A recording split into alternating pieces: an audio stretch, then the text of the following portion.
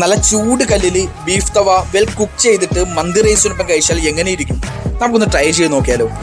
Beef tawa മന്തി കഴിക്കാൻ പറ്റിയ കിടിലൊരു സ്പോട്ടിലാണ് ഞാൻ ഇന്ന് നിൽക്കുന്നത്. ഈ സ്പോട്ട് എവിടാ നിങ്ങൾക്ക് ആർക്കെങ്കിലും അറിയൂ? ഇല്ലെങ്കിൽ ചിക്കൻ മന്തി കഴിച്ച് മടുത്തവർക്ക് ട്രൈ ചെയ്യാൻ പറ്റിയ ഒരു ഐറ്റം തന്നെയാണ് ബീഫ് തവാ മന്തി. പേര് പോലെ തന്നെ ഇതിലെ ഹൈലൈറ്റ് എന്ന് പറയുന്നത് ബീഫ് തവ തന്നെയാണ്. മന്തിക്കൊപ്പം മയണൈസും ചട്നിയും പിന്നെ ഇവരുടെ ഒരു സ്പെഷ്യൽ സലാഡും ഉണ്ടാകും. ഈ സലാഡ് അടിപൊളിയാണ്, ഒന്ന് കഴിച്ചു നോക്കണം. ഞാൻ ഇവിടുത്തെ ചിക്കൻ മന്തിയും അൽഫഹം മന്തിയും ട്രൈ ചെയ്തിട്ടുണ്ട്. എനിക്ക് ഏറ്റവും കൂടുതൽ ഇഷ്ടപ്പെട്ടത് ഈ കാണുന്ന ബീഫ് തവ മന്തി ആയിരുന്നു. വൈകുന്നേരങ്ങളിൽ മാത്രമേ നിങ്ങൾക്ക് അൽഫഹം മന്തി കിട്ടൂ. കുടിച്ച